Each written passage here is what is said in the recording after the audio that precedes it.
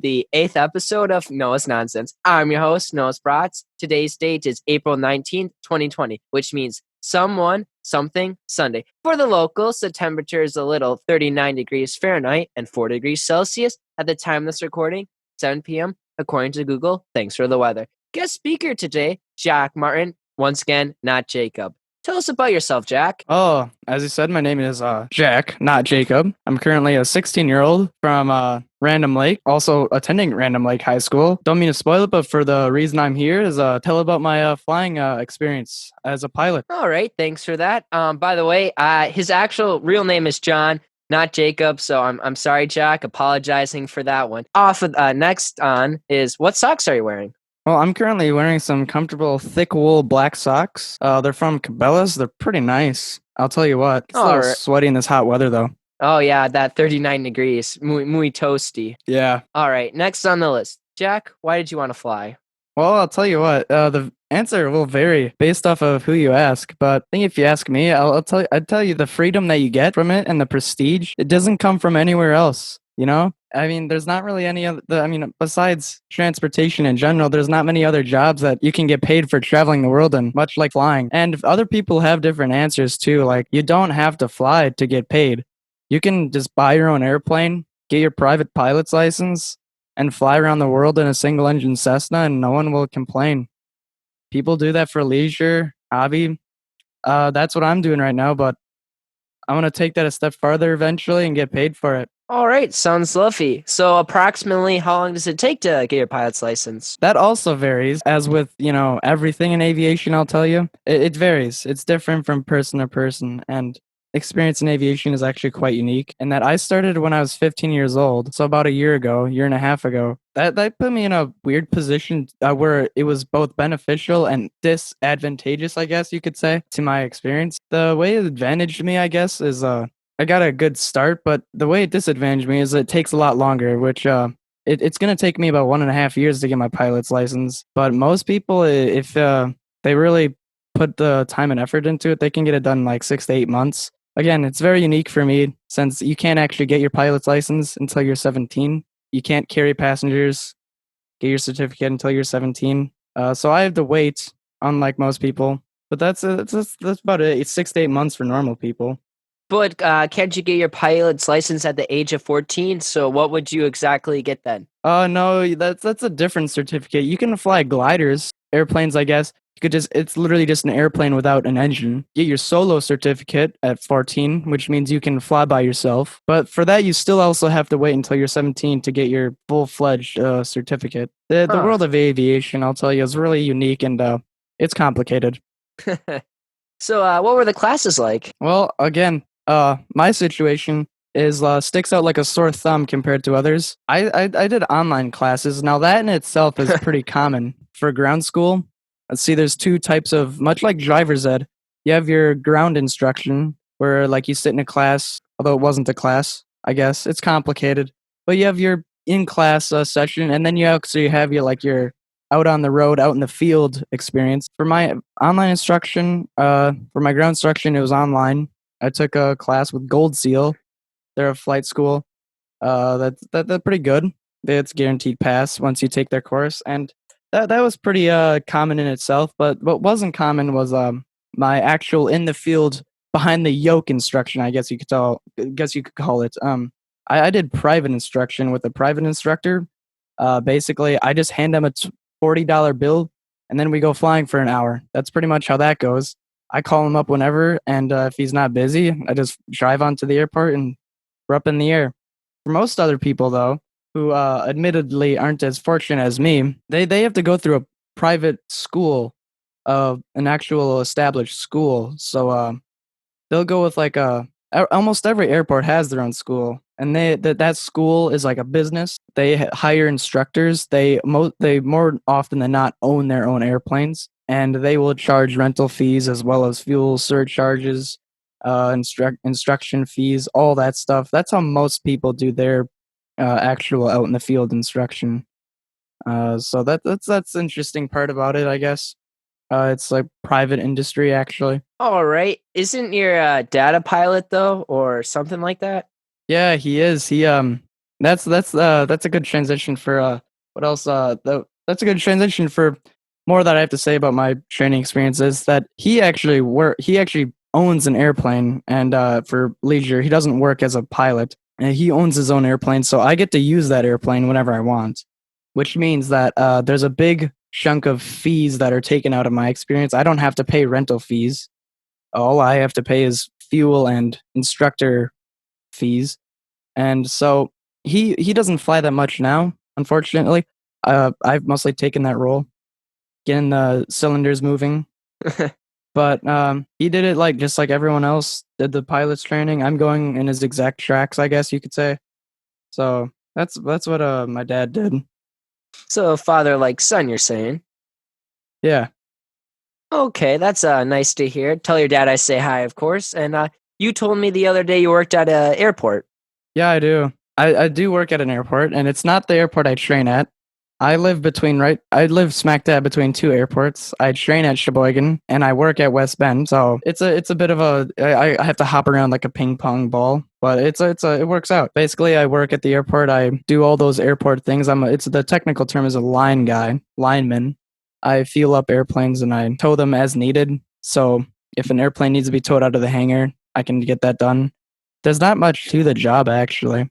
And on slow days, I'll just be doing office invoicing for fuel. I also invoice flight students on their flight lessons. That's pretty much it. It's a really relaxing job, honestly. It's not much to it.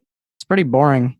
But I'd much rather be doing that than flipping burgers at McDonald's. or And making sandwiches at Subway. yeah, I know that I feel sad for you.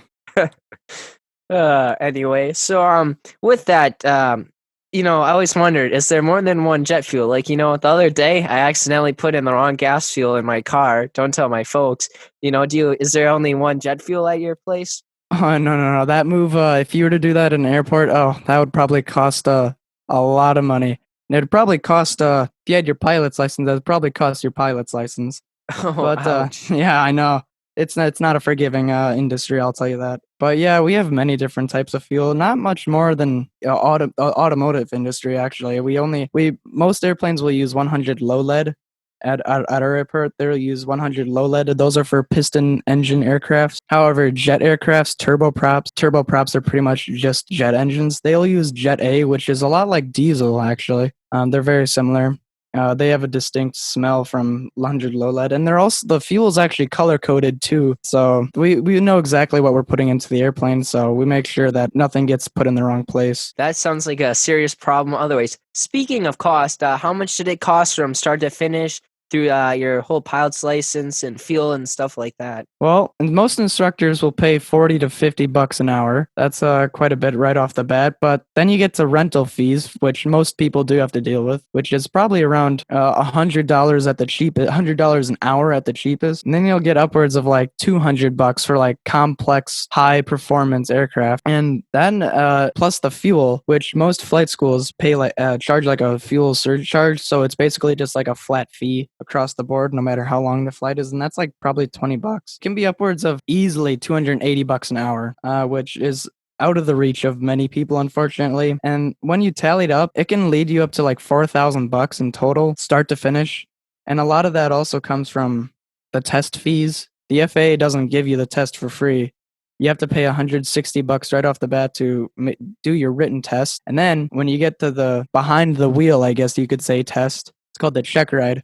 They charge about 300 bucks for that, so it's no cheap ordeal. It's a commitment for sure. Again, lucky for me, I don't have to pay rental fees. I still have to pay fuel, or instructor fees, and I also eventually have to pay for the written test and behind the wheel test, I guess. So I guess that's why you don't see many pilots roaming around. It's just too damn expensive for most people. All right. One more thing. So actually, where do you buy your fuel? Like, you don't have a gas station to, fly to, or how do you get your fuel? Well, almost every airport, not all airports actually have fuel, but most airports have fuel, and they'll be served by the FBO, the fixed based operator, and they'll dish out the fuel either through a fuel truck, and most airports also have a self serve, so they actually do technically have like gas stations.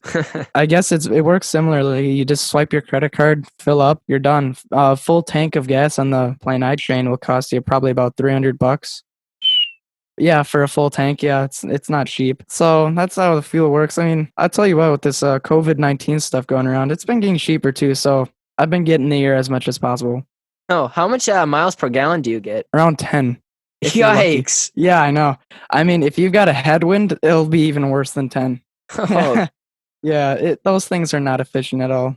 They guzzle gas. so you've been talking about your flying and all of that. Would you please tell us your first experience, if you'd like to? I almost cried.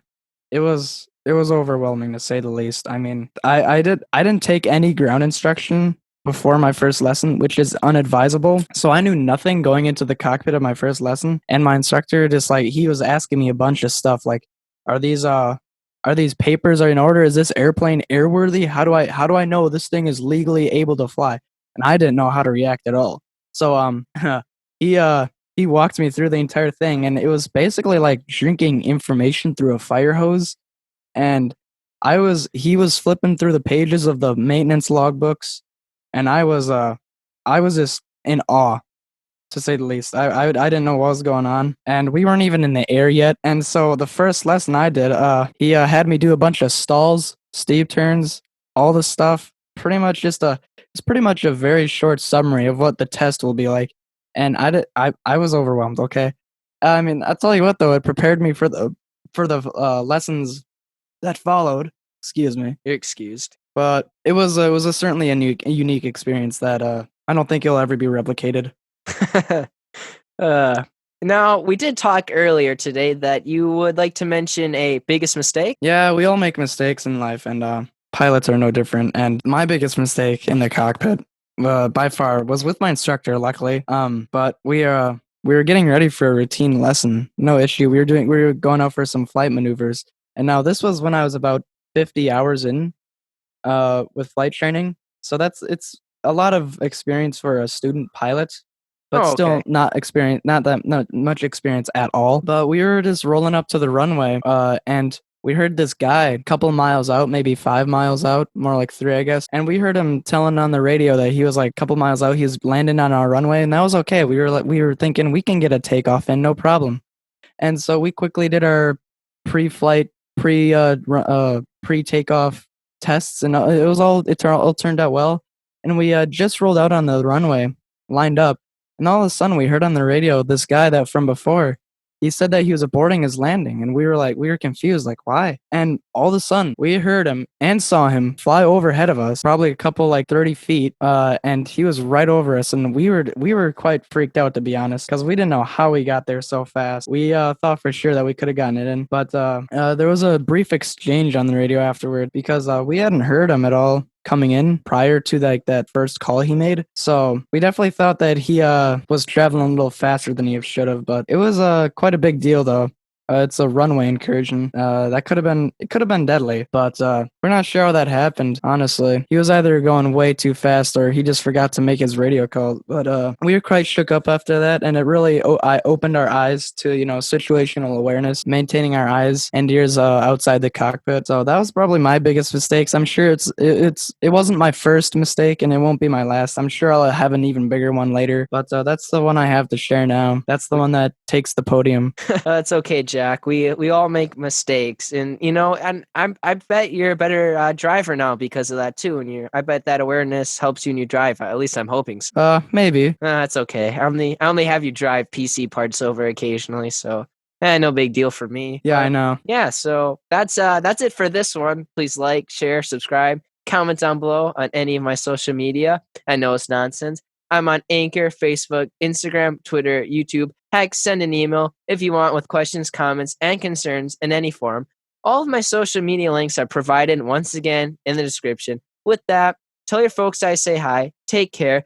This will be the last one, video-wise, I'll be making, and then I'll be reevaluating my channel. So please provide feedback in all sorts of formats. I'm going to put those end cards to vote on your favorite episodes. Please let me know. And thanks to Jack Martin for being on the show. What a pleasure. What a pleasure. Well, thank you. Take care. Goodbye. Now into the bloopers. Hello. Welcome to the 8th episode of Snow in the Snot. Oh. All right. Does that normally happen? Yeah, normally. Bravo. How- I'm leaving that in, and I'm just gonna bleep out my like do it again, and then we're just gonna start over. All right.